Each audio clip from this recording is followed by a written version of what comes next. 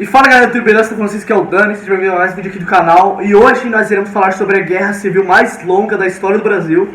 Isso mesmo, a Guerra dos Farrapos. Então, vamos finalizar.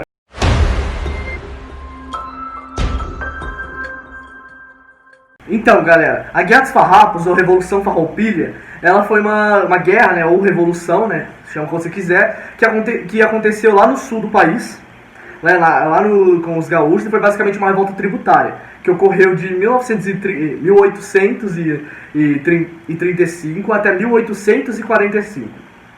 Tá, mas por que ela começou? Ela se deu por diversos motivos, né? Mas como a criação da Guarda Nacional, né? Também teve um problema que aconteceu com os carrapatos, né? Um tempo antes com o gado. Só que o motivo principal mesmo foi, como eu disse, né? Que foi uma revolta tributária. Por quê? Lá no sul, eles comerciavam muito o charque, que é a carne seca, e o couro. E o charque, ele era o principal alimento do escravo no Brasil, né? Então era muito importante, né? E aí, quando eles iam vender pro resto do Brasil, o charque e o couro deles, né, dos gaúchos, eles sempre tinham que pagar um tributo, né, um imposto. E esse imposto, ele chegava a ser maior do que do charque e do couro, do mesmo produto, né, vendido pelos argentinos e pelos paraguaios. Então, né, aí deu essa revolta aí neles, né? Então, os gaúchos, né, lá em Porto Alegre, né, que deu a revolta, né, lá pro sul do país, os gaúchos eles começaram a defender que eles aumentassem o imposto, né, a taxação de imposto dos estrangeiros, dos paraguaios e argentinos. Só que como esse pedido foi negado, eles simplesmente né, queriam maior, como que eu posso dizer, autoridade política da província. Mas tá, né?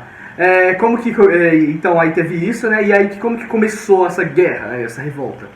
Tudo começou com esse Bento Gonçalves, né? O Bento Gonçalves, o que foi? Ele foi, digamos que, um líder dessa revolta, né? Ah, vale lembrar também uma coisa que eu esqueci de falar, que essa guerra chama Guerra dos Farrapos. Mas por que Farrapos? O que é Farrapo? Então, esses rebeldes, né, que começaram essa guerra, né, lá no sul, esses gaúchos, eles eram chamados de Farrapos porque eles eram, como que eu posso dizer, eles usavam uma roupa desgastada, sabe? Tipo, eles não usavam uma vestimenta muito boa, então foi por causa disso, né? Se você for pensar em Farrapos, você lembra da roupa deles.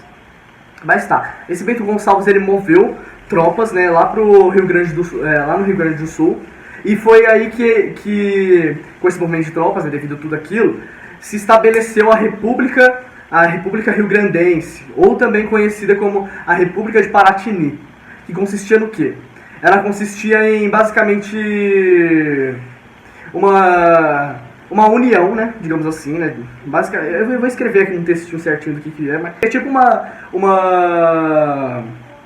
democracia, né, que se baseava basicamente na união das outras províncias que aderissem a ela, basicamente isso, né, mas então foi aí que deu essa...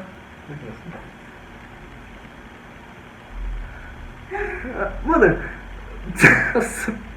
Então foi aí que deu essa república aí. Mas tá, então eu comecei aqui um resumo, né? Um resumão bem rápido.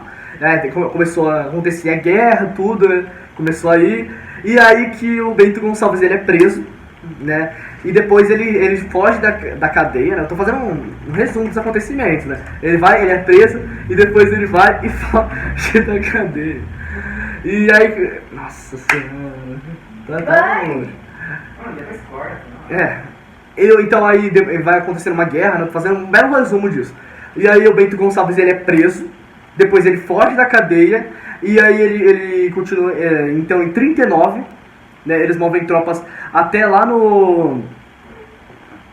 Eles movem tropas até lá em Laguna, lá em Santa Catarina, e é quando se estabelece a República, né, a República de Juliana, né, que era o nome no caso.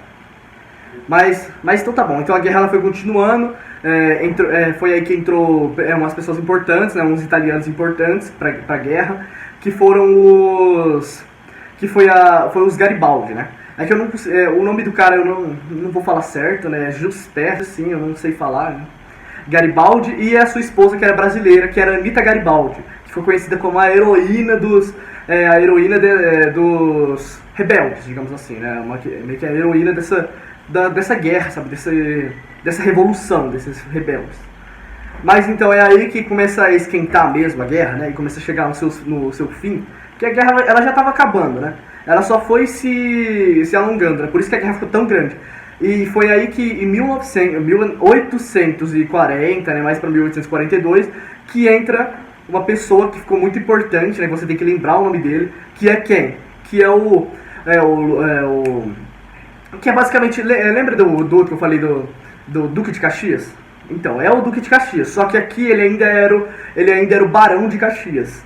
Então é aí que ele entra na guerra, né? E ele começa a virar, ele vira o presidente da província e ele vira o capitão das tropas do Império. Então aí que começa a dar ruim pro lado dos farrapos, né? Que eles não tinham muita estratégia. E o que ele mais tinha, né? E o Barão, ele tinha muito. O Barão, né? O Duque de Caxias, não vou falar Duque de Caxias, mas ele era Barão de Caxias na época. Ele tinha muita estratégia. Então começou a se estender, né? A guerra até que Bento Gonçalves ele vai lá para 1845, que é o fim da guerra. Ele faz uma negociação com o Império para que aceitassem a rendição, né, os termos de rendição, digamos assim. Então é aí que se dá o Tratado de Poncho Verde, que foi basicamente o atalho de pacificação, né, que foi praticamente o fim da guerra. Né. Então, com esse fim, né, a negociação, depois que eles aceitaram tudo, né, porque a guerra ela só ia se estender à toa, sabe, porque tipo assim, já tava no fim. Todo mundo sabia que os farrapos já iam acabar perdendo, né? Porque estava tudo dando errado depois do Barão, né? Depois do Barão de Caxias entrar, porque ele era muito estrategista, coisa do tipo. Então, aí começou a dar errado e aí teve esse tratado do Poncho Verde, que foi basicamente a pacificação, né? O tratado de rendição dos farrapos, né? E aí, com esse tratado, eu vou colocar aqui uma imagem, né? E com esse tratado, eles tinham as coisas que eram para os farrapos, né? Como que eu posso dizer? As condições. Então, as condições eram... o acordo, né, que ele realizou entre o governo brasileiro e os farrapos estipulou a taxação em 25% sobre o charque estrangeiro, a anistia para os envolvidos com a revolta, a incorporação dos militares dos farrapos ao exército imperial, lembrando que eles que teve essa incorporação deles, mantendo a patente que eles possuíam, né? Os provincianos eles teriam o direito de escolher o próprio presidente da província. No caso, isso não foi cumprido, né? Tem que lembrar que isso daí não foi. E esse último também não foi, que eram os escravos que lutaram, eles receberiam a carta de alforria.